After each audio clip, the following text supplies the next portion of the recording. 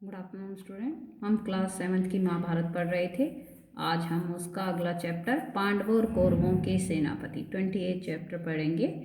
श्री कृष्ण जो थे उपलव्य लौट आए और हस्तिनापुर की चर्चा का जो हाल है पांडवों को बता दिया।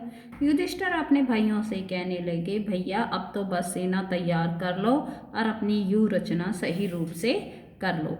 पांडवों की जो विशाल सेना को 7 हिस्सों में बांट दिया गया। द्रुपद, विराट, धृष्टद्युम्न, शिखंडी, सात्यकी, चेकितान, भीमसेन आदि 7 महारथी इन 7 दलों के हेड बन गए। अब प्रश्न ये उठता है कि सेनापति किसे बनाया जाए। सबकी राय ली गई। अंत में युधिष्ठिर ने कहा, सबने जिन जिन वीरों के नाम लिए हैं वे सभी सेनापति बनने के योग्य हैं, किंतु अर्जुन की राय मुझे हर दृष्टि से ठीक लग रही है, मैं उसी का समर्थन करता हूँ। धृष्टद्युम्न को ही सारी सेना का नायक बनाया जाए। वीर कुमार धृष्टद्युम्न को पांडवों की सेना का नायक बनाया गया और उसका विधिवत अभिषेक किया गया। अपने कोलाहल से दिशाओं को गुंजाती हुई पांडवों की सेना मैदान में आ पहुंची। उधर कौरवों की सेना के नायक थे भीष्म पितामह। भीष्म ने कहा, युद्ध का संचालन करके अपना ऋण अवश्य चुका दूंगा। लड़ाई की घोषणा करते समय मेरी सम्मति किसी ने नहीं ली थी। इसी कारण मैंने निश्चय कर लिया था कि जानबूझकर स्वयं आगे होकर पांडु पुत्रों का वध मैं नहीं करूंगा।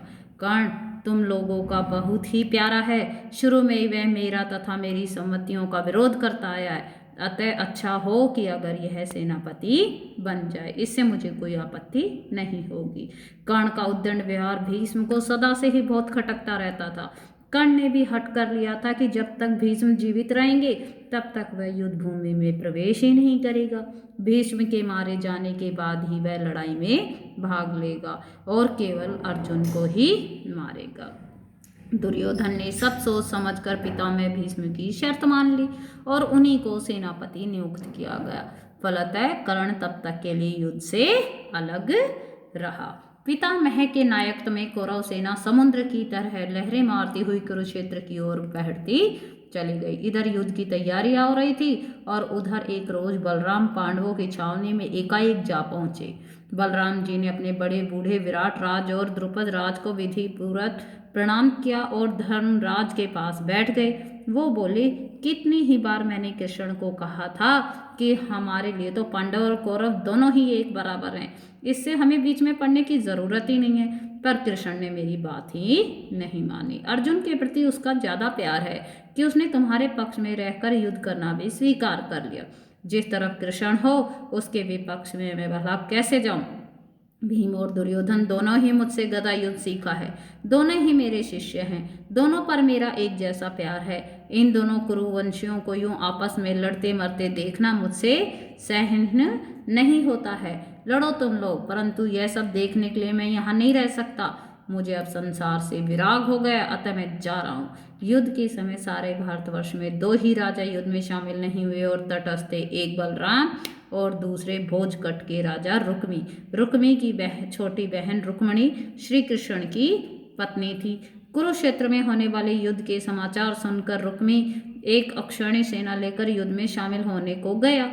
उसने सोचा कि यह अवसर वासुदेव की मित्रता प्राप्त करने के लिए ठीक है, इसलिए वह पांडवों के पास पहुंचा और अर्जुन से बोला, पांडुपुत्र, आपकी सेना में शत्रु सेना कुछ अधिक मालूम होती है, इसी कारण मैं आपकी सहायता करने आया हूँ। ये सुनकर अर्जुन हंसते हुए रुक्मी से बोले, राजन, आप बिना शर्त के सहायता करना चाहते हैं तो आपका स्वागत है, नहीं तो आपकी जैसी इच्छा। ये सुनकर रुक्मी बड़ा गुस्से में आ गया और अपनी सेना लेकर दुर्योधन के पास चला गया।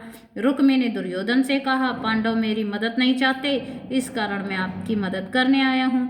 पांडवों ने जिसकी सहायता स्वीकार नहीं की, हमें उसकी सहायता स्वीकार करने की जरूरत ही नहीं है। ये कहकर दुर्योधन ने रुक्मी की सहायता ठुकरा दी। बेचारा रुक्मी दोनों तरफ से अपमानित होकर भोजकट वापस आ गया। रुक्मी कर्तव्य से प्रेरित होकर नहीं, बल्कि अपनी प्रतिष्ठा बढ़ाने के उद्देश्य से कुरुक्षेत्र गया और अपमानित हुआ।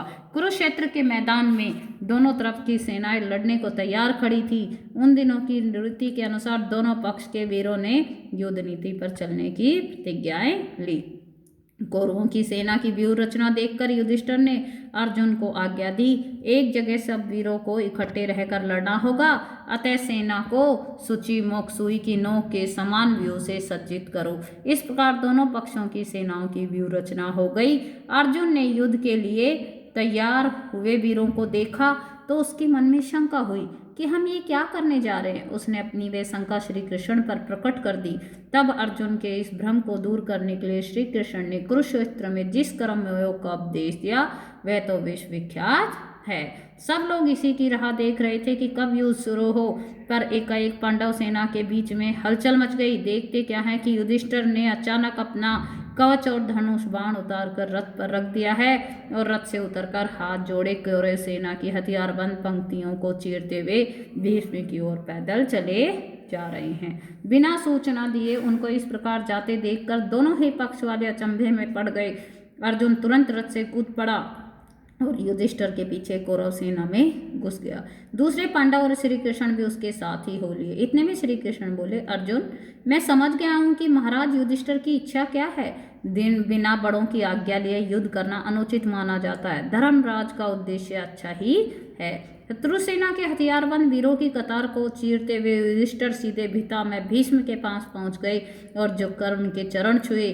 फिर बोले, पितामह हमने आपके साथ लड़ने का दुस्साहस कर ही लिया, कृपया हमें युद्ध की अनुमति दे दीजिए और आशीर्वाद भी कि हम युद्ध में विजयी प्राप्त करें।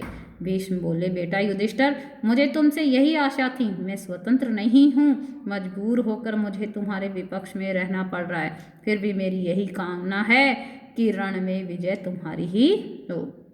भीष्म की आज्ञा और आशीर्वाद प्राप्त कर लेने के बाद युधिष्ठिर आचार्य द्रोण के पास गए और परिक्रमा करके उनको दंडवत किया। आचार्य ने आशीर्वाद देते हुए कहा, मैं भी कौरवों के अधीन ही हूँ, उनका साथ देने को मजबूर हूँ। फिर भी मेरी यही कामना है कि जीत तुम्हारी ही होगी।